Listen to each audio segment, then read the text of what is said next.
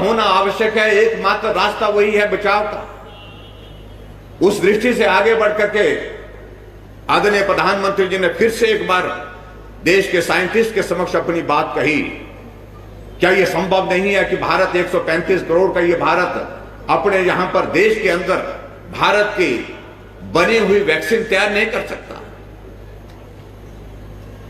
देश आगे बढ़ा और आज हमारे लिए सौभाग्य की बात है कि भारत की ही कंपनियों द्वारा, भारत के ही साइंटिस्ट के द्वारा वैक्सीन का निर्माण हुआ और जो 2 वैक्सीन जो बनकर के तैयार हुए, आज दुनिया का सबसे बड़ा वैक्सीन का अभियान भारत में चल रहा है।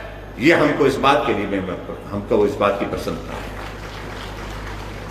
कल्पना नहीं कर सकते थे इस बात की,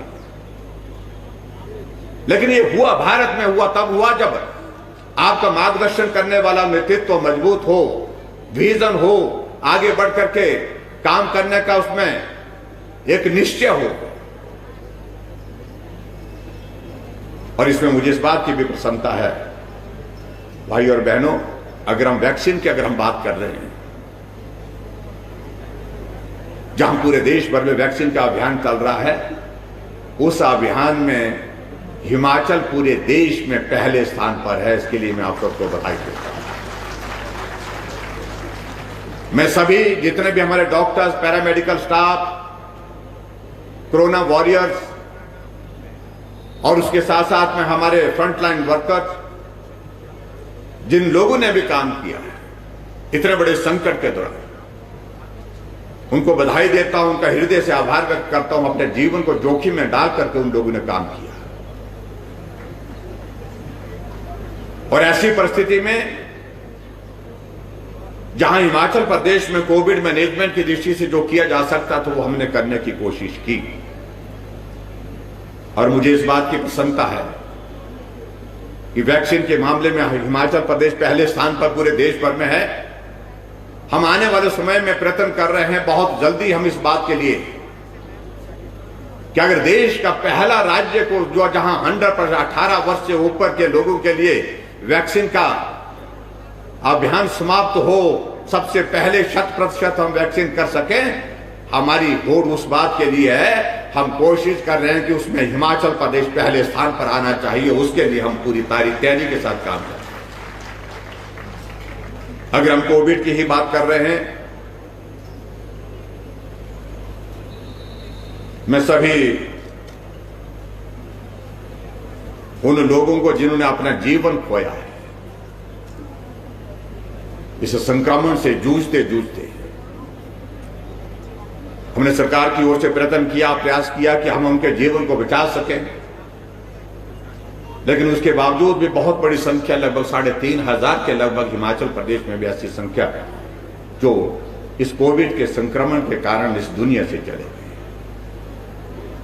मैं उनके प्रति अपनी संवेदना व्यक्त करता हूं और अपनी संवेदना व्यक्त करने के साथ साथ उनके परिवार को ईश्वर इस क्षति को सहन करने के लिए शक्ति दे, इसके लिए भी प्रार्थना करता हूं। और जिन लोगों ने कोविड के इस संकट के दौरान हिमाचल प्रदेश में अपना सहयोग दिया, आगे बढ़कर के बहुत सारी संस्थाओं ने, स्वयंसेवी संस्थाओं ने बहुत बड़ा काम किया, बहुत सारे लोगों ने व्यक्तिगत रूप से काम किया, उनका भी अभिवादन करता हूं, उनका भी आभार व्यक्त करता हूं। जहां पूरे देश की अगर हम बात कहें, आदरणीय प्रधानमंत्री जी ने मेक इन इंडिया के इस कॉन्सेप्ट को आगे बढ़ाया और आज भारत के अंदर निर्मित वस्तुएं हम ज्यादा से ज्यादा तैयार करें, उनका उपयोग करें। इस प्रकार का जो आग्रह आदरणीय प्रधानमंत्री जी की ओर से आया, उसको हम आगे बढ़ाने का प्रयत्न कर रहे हैं और देश इस बात को स्वीकार कर रहा है कि अगर आत्मनिर्भर भारत की अगर हम बात कह रहे हैं तो मेक इन इंडिया से हमको अपनी शुरुआत करनी चाहिए, अपने देश के अंदर बनी हुई चीजों का उपयोग करना चाहिए। बहुत बड़ा अभियान आगे बढ़कर के स्वच्छता का उस दिशा में, जब भारत आजाद हुआ उस वक्त भी महात्मा गांधी जी स्वच्छता के बारे में कहते थे और जब भी उनको लगता था सार्वजनिक कार्यक्रमों में हमेशा वो संदेश देते थे, क्योंकि उस वक्त भी आवश्यकता थी स्वच्छता की। और इस अभियान को आगे बढ़ाने के लिए सरकारों ने प्रयास किया, लेकिन बीच में शिथिलता आ गई थी। आदरणीय प्रधानमंत्री नरेंद्र भाई मोदी जी जब से प्रधानमंत्री बने, उन्हें स्वच्छता का बीड़ा अपने हाथों में उठाया और आगे बढ़कर के काम किया। और मुझे इस बात की भी प्रसन्नता है कि जहां तक अगर हिमाचल प्रदेश की बात आती है, स्वच्छता के मामले में हम बाकी राज्यों की तुलना में बहुत आगे निकल गए हैं। हमने हिमाचल प्रदेश में पॉलीथीन 100% जो है बैन करने में सफलता हासिल की। हमने हिमाचल प्रदेश में इसको ODF करने में, ओपन डेफिकेशन फ्री करने में एक बहुत बड़ा योगदान दिया है। लेकिन उसके बावजूद भी मेरा आज आप सबसे भी विनम्र आग्रह है कि ये अभियान सतत चलने वाला है, लगातार चलने वाला है। स्वच्छता हमारे जीवन का हिस्सा बनना चाहिए, उस रूप में हमको उसको स्वीकार करना चाहिए। इसके लिए मैं आप सबसे विनम्र निवेदन करना चाहूंगा। भाई और बहनों, हिमाचल प्रदेश में हमारी सरकार ने 27 दिसंबर 2017 को कार्यभार संभाला था और मुझे इस बात की प्रसन्नता है कि एक दायित्व हमारे ऊपर जब से आया, हमने पहले दिन से ही प्रयत्न किया उस दिशा में कि हम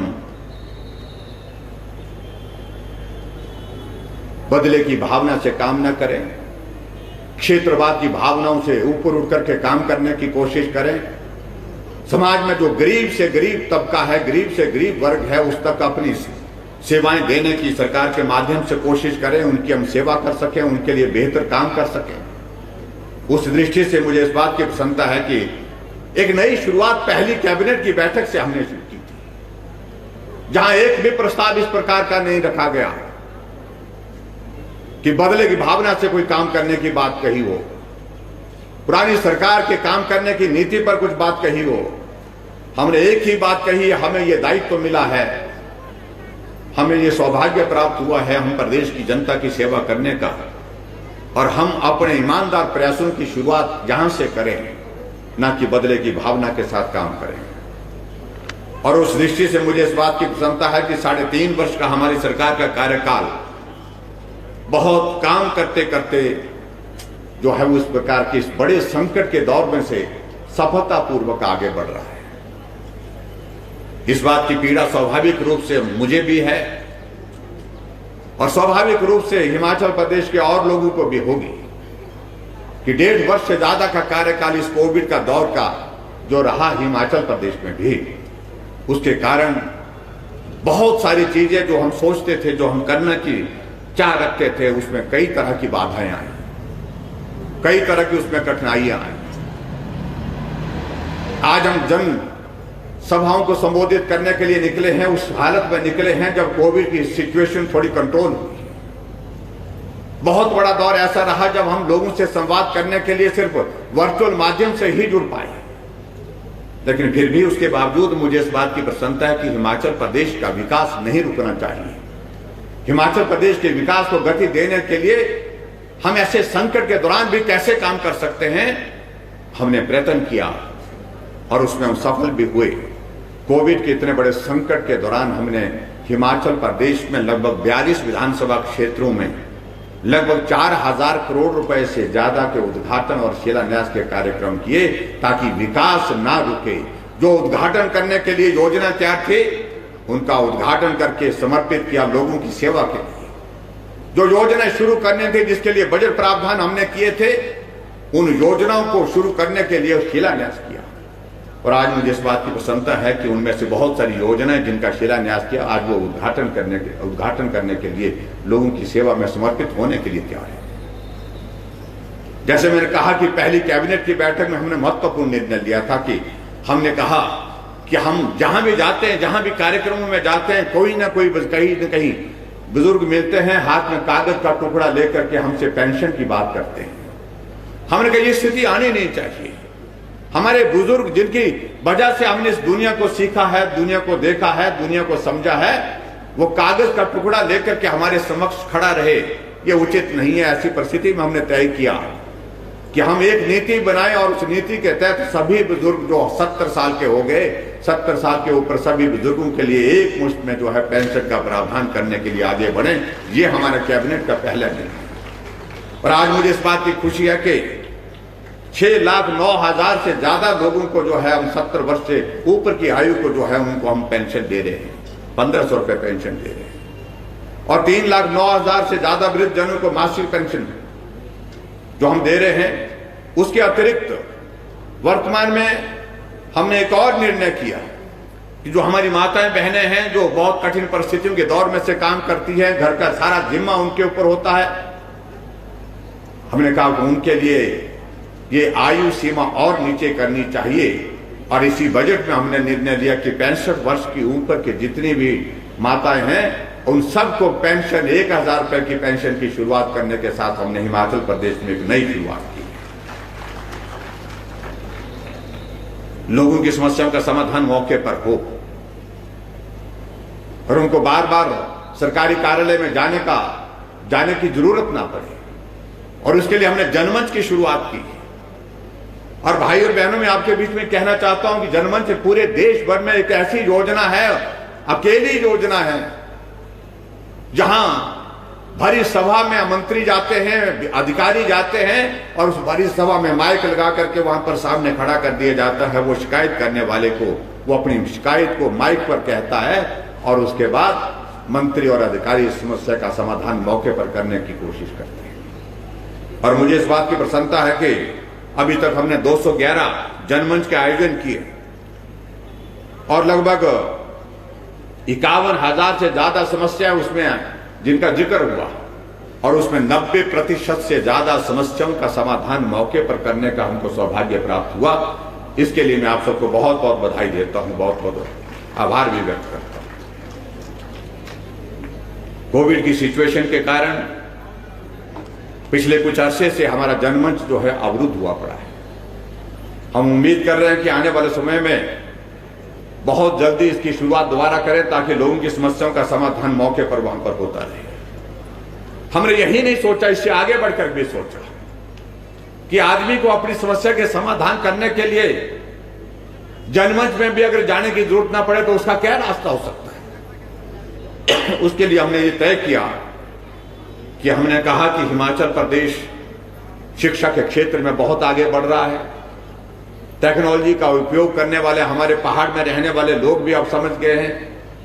और ऐसी परिस्थिति में एक नई शुरुआत की हमने मुख्यमंत्री सेवा संकल्प हेल्पलाइन की, जो सीएम हेल्पलाइन की 1100। घर बैठे आप शिकायत करें और शिकायत करके जो है समस्या का समाधान करने की दिशा में हमने प्रयत्न किया। और मुझे इस बात की प्रसन्नता है, जहां लगभग 2,48,000 शिकायतें प्राप्त हुई हमको सीएम हेल्पलाइन के माध्यम से, और उसमें से 1,46,142 के लगभग शिकायतों का समाधान करने में हम सफल हुए। घर बैठे समस्याओं का समाधान, उस दृष्टि से हमने प्रयत्न किया। आगे बढ़कर के मुझे इस बात की भी प्रसन्नता है कि आदरणीय प्रधानमंत्री जी ने पूरे देश भर के लिए एक शुरुआत की। जो हमारी माताएं बहनें घर में खाना बनाती हैं, रसोई में लंबे समय तक उनको रहना पड़ता है, गैस नहीं है घर में और ऐसी स्थिति में चूल्हे के पास, उस धुएं के पास उनको काम करना पड़ता है, उसके कारण उनके स्वास्थ्य पर विपरीत प्रभाव पड़ता है। इसका समाधान होना चाहिए। उस दृष्टि से आदरणीय प्रधानमंत्री ने पूरे देश भर के लिए एक योजना की शुरुआत की जिसका नाम उज्ज्वला योजना रखा। और हमारे लिए प्रसन्नता का विषय है कि हिमाचल प्रदेश में भी 1,36,000 उज्ज्वला योजना के कनेक्शन हमको मिले, जिससे बहुत सारी माताओं बहनों को सुविधा हुई, उनके घर में गैस का चूल्हा लगा। लेकिन हमने उसके बाद देखा कि कुछ परिवार उसके बावजूद भी छूट रहे थे जिनको गैस का चूल्हा नहीं मिल पा रहा था। ऐसी स्थिति में हमने कहा कि इसको पूरा करना है। पूरा करने के लिए क्या किया जा सकता है, हमने अपने प्रदेश सरकार की ओर से योजना बनाई, गृहिणी सुविधा योजना। और गृहिणी का अभिप्राय आप अच्छी तरह से समझते हैं। गृहिणी का मतलब है जिसका हर घर ऋणी है, उसको गृहिणी बोलते हैं। ये हमने उन माताओं के लिए समर्पित की पूरे प्रदेश के। और हर घर को गैस का चूल्हा देने वाला हिमाचल पूरे देश भर में पहला राज्य बना। 3,17,000 गैस के चूल्हे हमने गृहिणी सुविधा योजना के अंतर्गत हिमाचल प्रदेश में दिए। और उसी प्रकार से भाई और बहनों आगे बढ़ करके जहां आदरणीय प्रधानमंत्री जी ने गरीब लोगों के इलाज के लिए आयुष्मान भारत की शुरुआत पूरे देश भर में की और उस आयुष्मान भारत के अंतर्गत हिमाचल प्रदेश का भी बहुत बड़ा आबादी का हिस्सा लगभग 22 लाख की कवरेज उसके अंतर्गत आ रही है, जिनको 5 लाख रुपए का हेल्थ कवर उसमें प्रावधान है। लेकिन हमने देखा कि हिमाचल की आबादी तो हमारी हिमाचल की 72 लाख पहुंच गई है। जो 50 लाख लोग हैं उनका स्वास्थ्य का भी चिंता करने का दायित्व तो हमारे ऊपर है। इसलिए हमने हिमाचल प्रदेश में अपनी योजना शुरू की जिसका नाम हमने हिम केयर रखा और आज मुझे इस बात की प्रसन्नता है कि हिम केयर के माध्यम से हमने हिमाचल प्रदेश में 1,74,000 ऐसे गरीब लोगों का इलाज मुफ्त में किया और इलाज करने के बाद उनको स्वस्थ करके उनको घर भेजा। ये पहली शुरुआत हुई क्योंकि हिमाचल प्रदेश में आज से पहले किसी भी सरकार ने इस प्रकार की योजना नहीं थी जब गरीब आदमी के इलाज का जिसमें जो है इस प्रकार से किया जा सकता था। उसी तरह भाई और बहनों आगे बढ़ करके और भी हमने आगे बढ़ करके काम करने की कोशिश की। ऐसे बहुत सारे लोग हमको ऐसे मिलते थे जो किसी घटना के कारण एक्सीडेंट के कारण बिस्तर पर हैं, चल नहीं सकते हैं, अपना काम भी खुद नहीं कर सकते हैं। किसी को पैरालिसिस हो गया, ब्रेन स्ट्रोक हो गया, कैंसर हो गया, किडनी फेल हो गई। ऐसी परिस्थिति में हमने एक चीज का तय किया कि ऐसे लोगों के लिए कुछ सोचना चाहिए। हमने हिमाचल प्रदेश में एक योजना की शुरुआत की, सहारा योजना।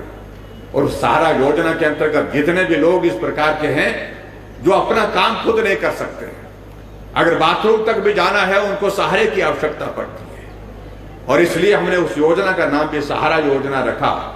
ऐसे जितने भी लोग हैं जो किसी कारण से अपना काम भी खुद नहीं कर सकते हैं, बिस्तर पर हैं, जिंदा हैं लेकिन बिस्तर पर हैं, चल नहीं सकते हैं, परिवार के किसी सदस्य को उनकी सेवा के लिए हर समय उपलब्ध रहना पड़ता है, ऐसे लोगों के लिए मदद के रूप में हमने सहारा योजना के अंतर्गत उनके खाते में हर महीने का 3,000 रुपए उनके खाते में डाल करके उनकी मदद करने की कोशिश करी।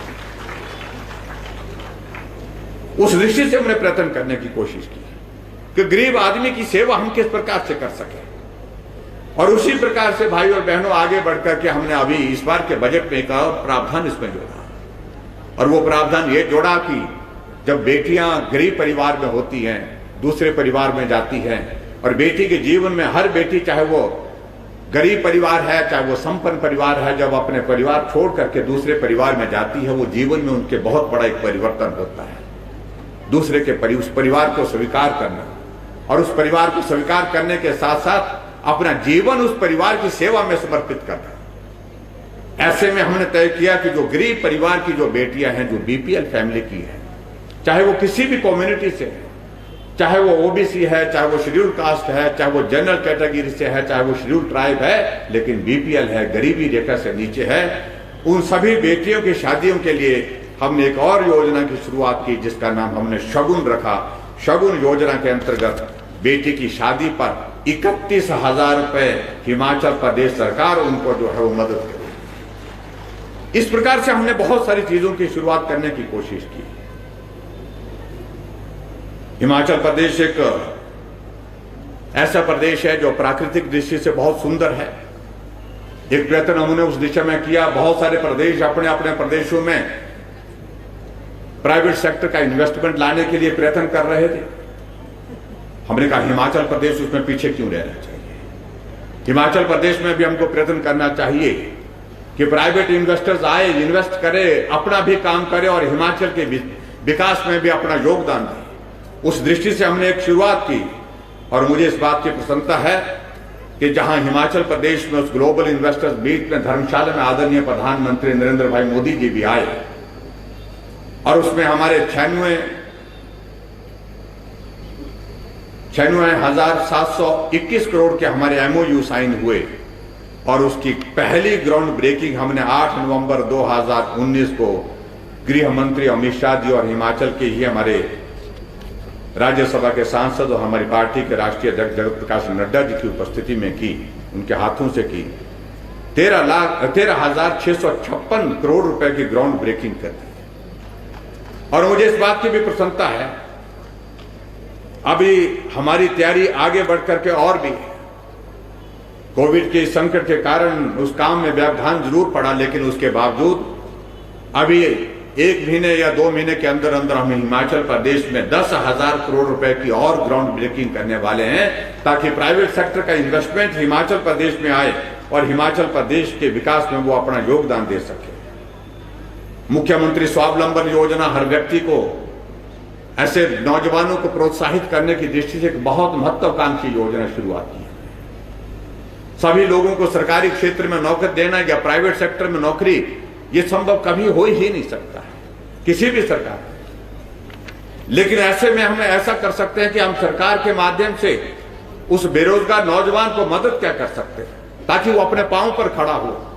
उसके लिए हमने मुख्यमंत्री स्वावलंबन योजना की शुरुआत की और मुझे इस बात की प्रसन्नता है, उस योजना के अंतर्गत 18 से 45 वर्ष के युवाओं को निवेश पर जो हम पैसा जो हमको उनको दे रहे हैं और उसमें 25% जो है सब्सिडी दे रहे हैं, और जो बेटियां कर रही हैं उसमें जो है उनके लिए 30% सब्सिडी दे रहे हैं। और उसके साथ साथ में जहां उसमें कोई विधवा है, कोई महिला अगर वो काम करना चाहती है तो उसको 35% सब्सिडी दे करके हम उनको मदद कर रहे हैं। और मुझे इस बात की प्रसन्नता है कि हिमाचल प्रदेश में बहुत सारे लोगों ने अभी तक, मैं देख रहा था इस योजना की शुरुआत अभी हाल ही में हुई, कभी बहुत वक्त नहीं हुआ, लेकिन 3,690 ऐसे नौजवान हैं जिन्होंने अपना काम शुरू किया और कई नौजवानों को वो रोजगार उसके माध्यम से उपलब्ध करा रहे हैं। मुख्यमंत्री स्टार्टअप योजना की अगर हम बात करें, और उस योजना के अंतर्गत में मैं कह सकता हूं कि हमारे पास इंक्यूबेशन सेंटर 11 हो गए, कुल स्टार्टअप 154 हो गए और लगभग 10.5 करोड़ रुपए का अभी तक हमने उस पर खर्चा किया है। नौजवानों को आगे प्रोत्साहित करने के लिए हिमाचल प्रदेश की सरकार हर संभव प्रयत्न कर रही है, प्रयास कर रही है। किसानों की आय दुगनी हो उस दृष्टि से हम प्रयास कर रहे हैं। मैं आदरणीय प्रधानमंत्री नरेंद्र भाई मोदी जी का आभार व्यक्त करना चाहूंगा। उन्होंने एक योजना की शुरुआत की कि फसल अगर किसान की होती है तो अच्छी है, उनको आय होगी, अगर नहीं होती है तो हम उनके लिए थोड़ी थोड़ी मदद करने की मंशा रखते हैं। और इसलिए उन्होंने एक योजना शुरू की, किसान सम्मान निधि की। ऐसे किसान जिनके पास 25 बीघा से कम जमीन है, उन किसानों के लिए, सब किसानों के लिए 6-6 हजार रुपए जो है वो किसान सम्मान निधि के अंतर्गत जो है दिया जा रहा है। और उसके कारण हजारों लाखों किसानों को जो है उसमें जो है बहुत बड़ी एक राहत मिल रही है।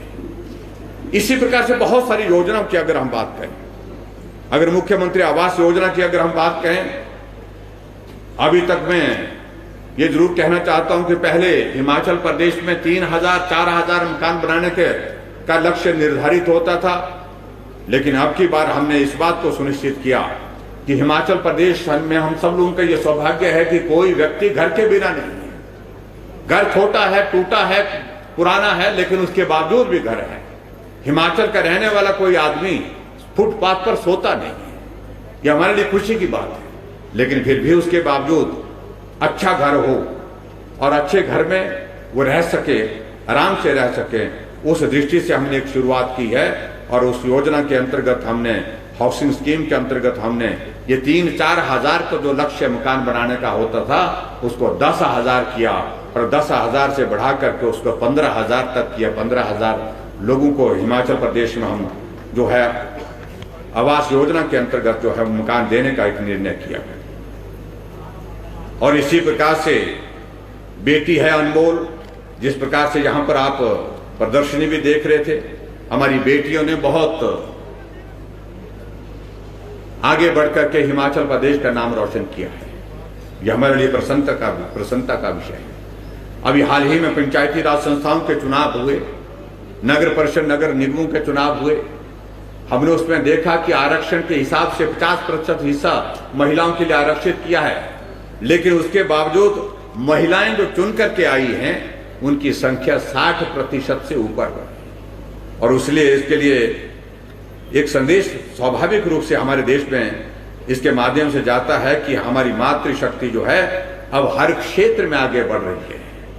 और उस दृष्टि से अगर हम बेटी है अनमोल योजना की अगर हम बात करें तो 31 करोड़ अभी तक हमने उसमें व्यय किए हैं और उसमें लाभार्थियों की अगर हम संख्या देखें तो 1 लाख से अधिक हो गई है। नई राहें, नई मंजिलें, एक बेहतरीन शुरुआत हमने हिमाचल प्रदेश में की है कि जो हमारा पर्यटन का हमारा क्षेत्र है, जहां संभावनाएं पर्यटन की है, उनको और ज्यादा बढ़ाने की, उनको एक्सपेंड करने की जरूरत है। नई डेस्टिनेशन हमको आइडेंटिफाई करनी चाहिए, इसलिए करनी चाहिए क्योंकि हम निश्चित हो गए कुछ स्थानों तक, इसलिए कुछ नई टूरिस्ट डेस्टिनेशन डेवलप करने के लिए उसमें हमने निर्धारित किया और मुझे इस बात की प्रसन्नता है उसके अंतर्गत हम हिमाचल प्रदेश में, चाहे वो हमारा जंजैहली का इलाका है, चाहे हमारा बीड व्हीलिंग है पैराग्लाइडिंग के लिए, चाहे हमारा चांशल है, चाहे हमारा पौंग डैम है, चाहे हमारा तत्ता पानी है, ये सारी की सारी डेस्टिनेशन, चाहे हमारा ये मंडी का कांगनी धार जहां पर हम शिव धाम लगभग 150 करोड़ की लागत से बनाने का काम शुरू किए हुए हैं, ये सारी डेस्टिनेशन बनाने के लिए हमने आगे बढ़कर के निर्णय लिया ताकि टूरिस्ट हिमाचल प्रदेश में उन चुनिंदा स्थानों पर ही ना जाए, और जगह भी जाकर के वो घूमे और वहां जाकर के रहे और वहां रोजगार भी बढ़े। रोजगार के साथ साथ में हम टूरिस्ट को अट्रैक्ट करने की स्थिति में सफल हों, उस दृष्टि से हमने प्रयत्न करने की कोशिश की है। मुझे इस बात की भी प्रसन्नता है, अगर हम जल जीवन मिशन की अगर बात करें पूरे भारत में, मैं बहुत सा अगर लंबी बात कहूं तो उसमें बहुत वक्त लगेगा। मुझे इस बात की प्रसन्नता, सबसे बड़ी बात है कि पूरे भारत में अगर जल जीवन मिशन के अंतर्गत अगर सबसे बेहतरीन कोई प्रदेश काम कर रहा है तो उसमें हिमाचल प्रदेश पहले स्थान पर है, और इसमें विभाग को भी मैं बधाई देता हूं और मंत्री जी को भी मैं बहुत बहुत बधाई देता हूं। उनने बेहतरीन काम इस क्षेत्र में करने की कोशिश की है। प्रधानमंत्री ग्राम सड़क योजना की अगर हम बात कहें, और प्रधानमंत्री ग्राम सड़क योजना की अगर बात कहें, जहां कुल व्यय लगभग 2700 करोड़ रुपए किया और कुल हमने 780 कार्य उसमें किए, और मुझे इसमें प्रसन्नता है कि पूरे देश भर में प्रधानमंत्री ग्राम सड़क योजना के अंतर्गत मंडी जिला पूरे देश भर में पहले स्थान पर आया, और इसके लिए मैं मंडी के सारे पीडब्ल्यूडी डिपार्टमेंट के और हमारे मंडी वासियों को भी बहुत बहुत बधाई देता हूं। बहुत सारी चीजों का जिक्र करते करते मैं समझता हूं कि बहुत वक्त लगेगा। मेरा इतना जरूर कहना है कि हिमाचल प्रदेश मजबूती के साथ इतने बड़े संकट के दौरान भी लगातार आगे बढ़ते हुए नए आयाम स्थापित कर रहा है। अगर हम ईज ऑफ डूइंग बिजनेस की अगर हम बात करें, हम 16वें स्थान पर थे और 16वें स्थान से सीधे हम जो है 7वें स्थान पर आए। यह हमारे लिए प्रसन्नता का विषय है। पूरे देश भर में कोई अगर ईज ऑफ डूइंग बिजनेस के क्षेत्र में अगर कोई प्रदेश कोई सबसे ज्यादा लंबी छलांग मारने वाला, उसमें हिमाचल प्रदेश पूरे देश भर में पहले स्थान पर है, जिसमें सबसे ज्यादा तेजी से इसमें जो काम किया है। इसलिए भाई और बहनों, आज के इस पावन अवसर पर मैं समझता हूं कि बहुत सारी योजनाएं प्रदेश सरकार की, उनको हम चलाने का हम प्रयत्न कर रहे हैं और सफलतापूर्वक उसमें हम आगे बढ़ रहे हैं। आज का ये दिन बहुत ऐतिहासिक है। मुझे नहीं मालूम कि मंडी में पहले बार प्रदेश स्तर का राज्य स्तरीय स्वतंत्रता दिवस कब हुआ था, यह मंडी के शेरी मैदान में, शेरी के मंच पर, लेकिन मुझे सौभाग्य प्राप्त हुआ कि अब की बार हमने तय किया कि राज्य स्तरीय समारोह हम हिमाचल प्रदेश का जो मनाएंगे उसको मंडी में, और मंडी में शेरी मंच पर जहां आप सबके बीच में मनाएंगे। आप सब यहां पर आए, आप सबका मैं बहुत बहुत आभार व्यक्त करता हूं, बहुत बहुत धन्यवाद करता हूं।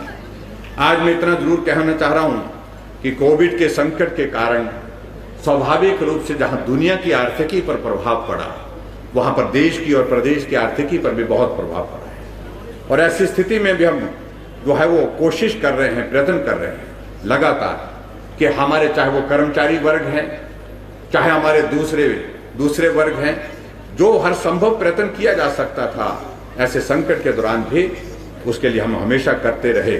और कर्मचारियों की एक बहुत बड़ी एक भूमिका रही है हिमाचल प्रदेश के विकास में, और उस दृष्टि से आज प्रदेश की कठिन वित्तीय परिस्थितियों के कारण मिल रही चुनौती के बावजूद हमारी सरकार अपने कर्मचारियों और पेंशनरों के कल्याण के प्रति वचनबद्ध और संवेदनशील है।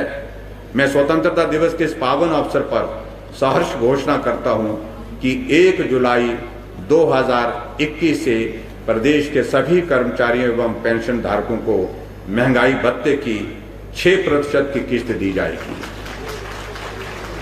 और इसके परिणाम स्वरूप हिमाचल प्रदेश के 4 लाख कर्मचारियों और पेंशन धारकों को इसका लाभ मिलेगा और हिमाचल प्रदेश पर इसका जो है वो जो कर्मचारियों को ये लाभ कुल मिलाकर के 450 करोड़ रुपए का लाभ कर्मचारी को मिलेगा, ये भी मैं कहना चाहता हूं। आज हमारे सामने और भी बहुत विकट परिस्थितियां हैं और उसमें स्वाभाविक रूप से महंगाई भी हमको थोड़ा परेशान करती है। विगत 2-3 महीनों से आयात संबंधित कारणों से देश भर में खाद्य तेल के दामों में वृद्धि हुई है, जिस पर प्रदेश सरकार का नियंत्रण नहीं है। केंद्र व प्रदेश सरकार इस वृद्धि को रोकने के लिए कृत संकल्प है और केंद्र सरकार लगातार प्रयास कर रही है कि महंगाई को रोका जाए। प्रदेश सरकार द्वारा प्रतिवर्ष सार्वजनिक वितरण प्रणाली के माध्यम से लगभग 32 लाख लीटर खाद्य तेल की आपूर्ति की जाती है। प्रदेश सरकार द्वारा बीपीएल परिवारों को 10 रुपए प्रति लीटर तथा एपीएल परिवारों को 5 रुपए प्रति लीटर सब्सिडी दी जाती है। सब्सिडी हम पहले की जो उसको हमने कायम रखा है उसको हम दे ही रहे हैं। आज स्वतंत्रता दिवस के इस पावन अवसर पर मैं घोषणा करता हूं कि अगले 4 महीने के लिए बीपीएल परिवारों को दी जा रही 10 रुपए प्रति लीटर सब्सिडी को तिगुना बढ़ा करके 30 रुपए तथा एपीएल परिवारों को दी जा रही 5 रुपए प्रति लीटर सब्सिडी को दुगुना बढ़ा करके 10 रुपए किया जाएगा। ये भी मैं आपके बीच में ऐलान करता हूं। हिमाचल प्रदेश में हमारी सरकार बनने के बाद हमने 412 नई पंचायतों का गठन किया। पिछले 15 वर्षों से हिमाचल प्रदेश में किसी भी पंचायत का गठन नहीं हुआ था और उसी तरह से मांग आई कि कुछ जगह नगर परिषदें पुरानी हैं, उनको नगर निगम में बनाना चाहिए और उस दृष्टि से हमने हिमाचल प्रदेश में नगर निगम मंडी, पालमपुर और धर्मशाला नई नगर निगम में बनाई हमने। और मंडी शहर बढ़ता जा रहा है स्वाभाविक रूप से, तो मंडी वालों को भी मैं इस बात के लिए बधाई देना चाहूंगा कि नगर निगम पहली यहां पर गठित हो गई है और उसने अपना काम सुचारू रूप से करना शुरू कर दिया है। आज के इस अवसर पर मैं देख रहा था नगर निगम के सभी प्रतिनिधि हमको मिलते रहते हैं, मेयर, डिप्टी मेयर, उनके साथ सारे काउंसलर हमेशा बात कहते रहते हैं कि अब कुछ जो है हमको जो आने वाले समय के लिए जो प्रोजेक्ट जहां पर जो डेवलपमेंट के बनाने हैं उसके लिए धन की आवश्यकता है। तो आज के इस अवसर पर मैं ज़्यादा न कहते हुए मैं इतना ही कहना चाहता हूं कि मंडी की नगर निगम के लिए मैं अलग से जो है 15 करोड़ रुपए देने की भी यहाँ की घोषणा करता हूं ताकि वो अपने विकास को गति दे सके। अपने विकास को गति देने में जो है नई भूमिका बनाने के लिए उसके लिए आगे बढ़े। ये हम फेजेज में देंगे, 1-2 फेजेज में देंगे प्रोजेक्ट बना करके, हम जैसे हमारे पास तैयार होंगे उसके बाद हम सारी चीज़ों को करेंगे। ये मैं आपके बीच में कहना चाहता हूँ। इसके अतिरिक्त हमारे बहुत सारे कर्मचारियों के मसले हमारे समक्ष हैं, पेंशनर्स के मसले हमारे समक्ष हैं। अभी हाल ही में हमने अराजपत्रित कर्मचारी महासंघ का गठन किया है और उसके माध्यम से हम बहुत जल्दी हम एसीसी की बैठक करने वाले हैं और चाहे उसमें ये कॉन्ट्रैक्ट का इशू है, चाहे उसके साथ साथ पेंशनर्स का इशू है, चाहे वो कर्मचारियों के दूसरे इश्यूज हैं, तमाम मुद्दों पर हम डिटेल में चर्चा करेंगे, विस्तार से चर्चा करेंगे और विस्तार से चर्चा करने के साथ साथ में हम आगे बढ़ करके उस दिशा में बढ़ने का प्रयत्न करेंगे जो प्रदेश की आर्थिकी हमारी है उसके हालात को नजर रखते हुए कर्मचारियों के जितने भी लंबित मामले हैं उनका भी समाधान करने की दृष्टि से बहुत जल्दी निर्णय करेंगे। ये भी मैं आज के इस कार्यक्रम में आपके बीच में कहना चाहता हूँ। भाइयों और बहनों, एक बार फिर से 75वें स्वतंत्रता दिवस के इस राज्य स्तरीय समारोह में आप सबको बहुत बहुत बधाई और शुभकामनाएं। और संयोग है हिमाचल प्रदेश ने भी, जहां देश जो है हमारा 75वां स्वतंत्रता दिवस आज मना रहे हैं, वहां हिमाचल प्रदेश ने अपने स्टेटहुड के 50 वर्ष पूर्ण किए हैं, 51वां वर्ष चल रहा है। हमने अब की बार तय किया था हम इस कार्यक्रम को पूरा वर्ष भर भव्य कार्यक्रम के रूप में मनाएंगे। हमने ये भी निर्धारित किया था कि हिमाचल प्रदेश में हम बड़े इवेंट्स जो है 51 इवेंट्स आयोजित करने का हमने निर्णय लिया था, लेकिन इस बीच में कोविड का ये संकट आया जिसके कारण वो कार्यक्रम करने में हमको थोड़ी सी बाधा आई और इसलिए वो कार्यक्रम हमने स्थगित किए। लेकिन उसके बावजूद भी जो कुछ कार्यक्रम हमने और जो किए जा सकते हैं उसके लिए हम आगे बढ़ करके हम काम करने वाले हैं। और मैं आप सबसे यही चाहूंगा कि हिमाचल प्रदेश के विकास में हिमाचल प्रदेश के लोगों का बहुत बड़ा कंट्रीब्यूशन रहा है, योगदान रहा है। आप सबका भी बहुत महत्वपूर्ण योगदान रहा है। कोविड के सारे हालात से बाहर निकल करके हम उम्मीद करते हैं कि हिमाचल की विकास की गति और तेजी से आगे बढ़ेगी। उसमें आप सबका सहयोग चाहिए। और खास तौर से मैं आज के इस कार्यक्रम में फिर से एक बार निवेदन करना चाहूंगा कि कोविड के हालात को थोड़ा ध्यान में रखते हुए अभी भी हमको सावधानी के साथ काम करना है। आप सब लोग स्वस्थ रहें, आप सब आपके परिवार स्वस्थ रहे, ऐसी मैं कामना करता हूं। और आने वाले समय में हो सकता है अगर कोविड की सिचुएशन थोड़ा और ज्यादा गंभीर हो, उस सूरत में हमको बात करनी पड़ सकती है, कुछ रिस्ट्रिक्शन की दिशा में भी आप सबको उसमें सहयोग मिलेगा, ऐसा मुझे पूरा भरोसा है। एक बार फिर से सभी प्रदेशवासियों को मंडी के शेरी मंच से 75वें स्वतंत्रता दिवस की हार्दिक शुभकामनाएं। और इतनी बात कहते हुए मैं अपनी बात को यहाँ पूरा करता हूँ। बहुत बहुत धन्यवाद। जय हिंद, जय हिमाचल। भारत माता की, भारत माता की, भारत माता की। वंदे वंदे वंदे। जय हिंद। माननीय मुख्यमंत्री जी, इस पावन अवसर पर अमृत महोत्सव को समर्पित एक शपथ दिलाई जानी है। आपसे निवेदन है, सभी से आग्रह है, कृपया अपने अपने स्थानों पर खड़े रहकर माननीय मुख्यमंत्री जी के पीछे ये शपथ दोहराने के लिए।